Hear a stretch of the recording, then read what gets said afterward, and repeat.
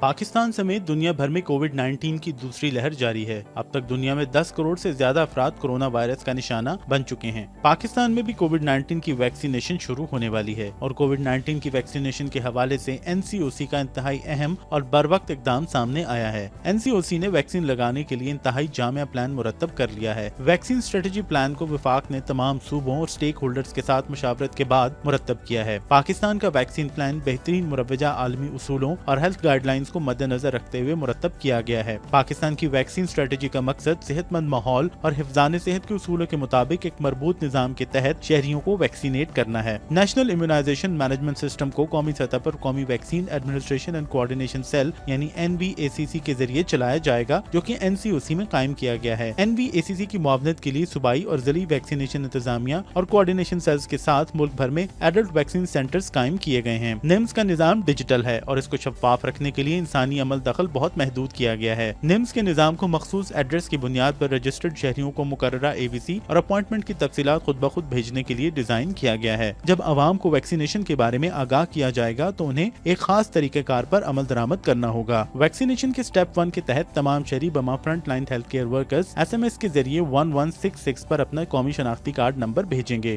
یا رجسٹریشن کے لیے NIMS کی ویب سائٹ کا استعمال کریں گے۔ ویکسینیشن کے لیے سٹیپ 2 میں تصدیق کے بعد موجودہ پتے کی بنیاد پر نامزد AVC اور پن کوڈ شہریوں کو SMS کے ذریعے بھیجا جائے گا۔ تیسرے مرحلے میں اگر نامزد AVC شہریوں کی موجودہ تحصیل سے باہر ہو تو شہری SMS موصول ہونے کے 5 دن کے اندر NIMS کے ویب پورٹل پر یا 116 ہیلپ لائن پر کال کر کے اپنا AVC تبدیل کر سکتا ہے۔ چوتھے سٹیپ میں AVCs یعنی ایڈلٹ ویکسین سینٹرز میں ویکسین کی دستیابی پر شہریوں کی اپوائنٹمنٹ کی تاریخ کے قریب انتظامیہ کی جانب سے SMS بھیجا جائے گا۔ پانچویں مرحلے میں کامیاب رجسٹریشن کے بعد شہری اپنا شناختی کارڈ اور موصول شدہ پن کوڈ جو کہ لازمی ہوگا اس کے ساتھ مقررہ تاریخ اور مقررہ وقت پر ایڈلٹ ویکسینیشن سینٹر پہنچ جائیں گے۔ سٹیپ 6 میں AVC میں انتظامیہ شناختی کارڈ اور پن کوڈ کی تصدیق کرے گی۔ 7ویں مرحلے میں تصدیق کے بعد شہریوں کو ویکسین لگائی جائے گی اور انتظامیہ NIMS میں تفصیلات کا اندراج کرے گی اور شہری کو SMS کے ذریعے تصدیقی پیغام بھی بھیجا جائے گا۔ 8ویں مرحلے میں اس طریقہ کار سے وفاقی اور ضلعی محکمہ صحت کے لیے ریئل ٹائم ڈیش بورڈ خود کار طریقہ کار سے تیار ہوتا چلا جائے گا۔ اگر اس وقت عالمی سطح پر اعداد و شمار کی بات کی جائے تو دنیا بھر میں کووڈ-19 میں مبتلا ہونے والے افراد کی تعداد 10 کروڑ سے بھی تجاوز کر چکی ہے،